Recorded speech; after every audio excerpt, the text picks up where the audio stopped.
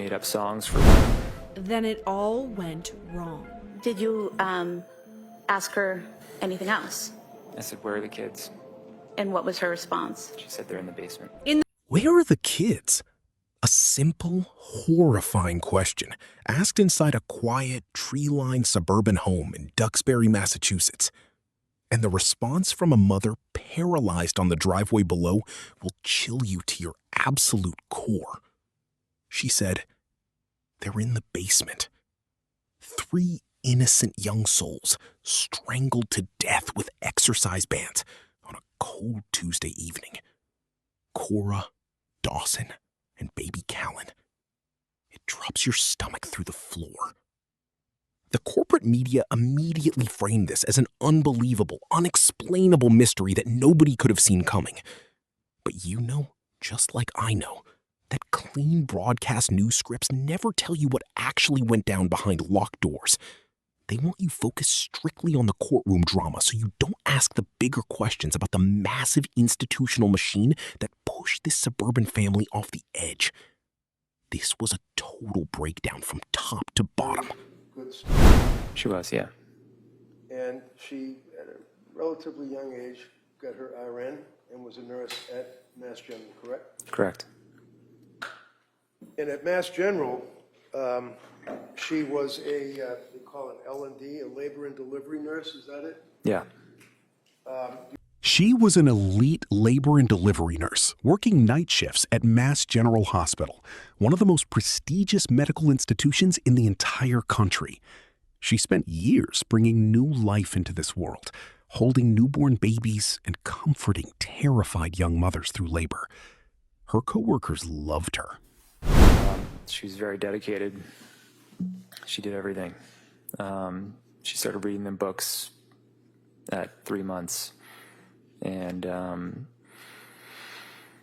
she made up songs for them. I remember she used to make green eggs and ham for Cora because she liked that book. Is that one of the Dr. Seuss books? Yeah. She brought them to music classes. Lindsay's mother, Paula. Her family called her dedicated, gentle, picture perfect. On night shifts, she'd pull her fellow nurses, asking about monogrammed lunchboxes and parenting tips. She'd constantly check her phone monitor to make sure her infants were sleeping safely in their cribs. Yet within months of giving birth to her 3rd child, this dedicated nurse was spiraling into pitch-black darkness. And what did our multi-billion-dollar medical establishment do when one of their own nurses reached out for help? Did they protect her? Did they protect those 3 tiny children? No. They handed out prescription pad after prescription pad like candy on Halloween. I need you to stay with me here, because the timeline hidden inside those court files tells a terrifying story. Where did you meet the defendant? In South Boston. And when was that? I think it was May 2013. And how did you meet her? Through my cousin. And would it be accurate to state that your cousin had been college roommates of the defendant? Yes. And at some point in time, did you start dating? Yes. And around what time was that? July 2013. Back in May 2013, Patrick Clancy met Lindsay through a cousin in South Boston. They flew kites on beach dates, attended 4th of July family parties, got married in December 2016 at a golf club decorated for Christmas, bought a home in Weymouth, and started building the classic American dream. But look at what happened when the children arrived. Birth with Cora, and Yeah. Cora, it was a bit of a rough birth, is that right? Yeah, she didn't have time to get an epidural, and she bled a lot. Going back to after Cora was born, do you recall the defendant having any physical issues after the birth? Yeah. And what were those? I think there was a lot of tearing, and she bled a lot. Cora was born on Christmas Eve 2017 after a brutal delivery where Lindsay suffered severe physical trauma and heavy bleeding without an epidural. Like, Pretty traumatic. how so? He was in I think a breech position. So he came out in I guess I don't know much about it, but not an ideal way, and it caused just significant bruising and tearing. So again, did the defendant with this second pregnancy have some pain and difficulty physically healing from the birth? Yeah, much more so. Dawson arrived in September 2019, a breech birth causing severe bruising. Then came little Callan in May 2022. By the time Lindsay was juggling 3 babies under 5 while working night shifts, the pressure was crushing her soul. She tried getting help early, seeing a private therapist in spring 2020. By fall 2022, she was begging her own mother for help in middle-of-the-night text messages. Alarming text. Mom, will you please come up and stay with me for a bit? I'm really sick. Something is wrong. I had horrible insomnia all night, and I just don't know how I'm going to get through the day. I started taking the medicine my doctor prescribed for anxiety, and I think it's made things worse. It's just really scary, and I don't want to. She wrote that something was horribly wrong, that she had terrible insomnia, and that the new anxiety pills her doctor prescribed were making everything 10 times worse. And here's where it gets interesting. Between late 2022 and early 2023, Lindsay was prescribed a staggering cocktail of over a dozen different psychiatric drugs, including heavy mood stabilizers, anti-anxiety meds, and potent antidepressants. We're talking about dozens of constant dosage changes, cold turkey stops, and sudden chemical shifts forced onto a mother's brain within weeks. In her private notes app, she confessed she felt sad and depressed, writing that she just wanted to feel authentic happiness and fall into a deep sleep. On December 20th, 2022, Patrick drove her to Women and Infants Hospital in Rhode Island because she was terrified to be left alone. Mr. Clancy, do you remember that day, December 20th of 2022, that she Yeah. went to that place? How did she get there? I drove her. And do you remember dropping her off? Yeah. Do you remember what her state of mind was to go there? Was she scared? Was she happy? Was she? I think she was scared. She was terrified of her own mind. But instead of keeping her safe under direct psychiatric care until she was fully stabilized, the medical system processed her, shuffled her through the doors, and sent her right back home. He said, actually, let me rephrase that. The court records show Patrick took their young son skiing that very afternoon while she was sitting in that psychiatric intake unit, waiting for doctors to evaluate her broken state. Do you remember what you did that day? I took Dawson skiing. And where did you go skiing? Wachusett. At some point in the afternoon, did you receive a phone call? Yeah. Was it from Lindsay? Yeah. And as a result of the phone call, what did you do?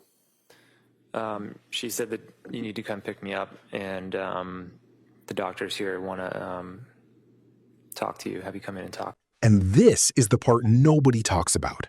Why was a mother suffering from severe, documented psychiatric side effects left unsupervised? In November 2022, just 2 months before those children lost their lives, Patrick went on a 2-day business trip to New York City, leaving Lindsay entirely alone with all 3 toddlers. For mental health diagnosis. It's November of 2022, and you traveled. Where did you travel to? New York. And how long were you there, sir? 2 nights. And who took care of the kids? Lindsay. Sorry? Lindsay took care of the kids. Lindsay.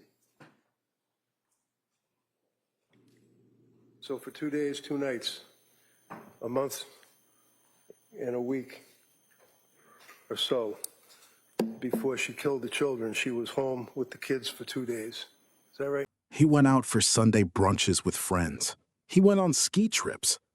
Now, I'm not here to attack a grieving father who lost his entire family, but you already know what I'm about to say. When local law enforcement and prosecutors look at a case like this, they treat it strictly like a simple individual crime.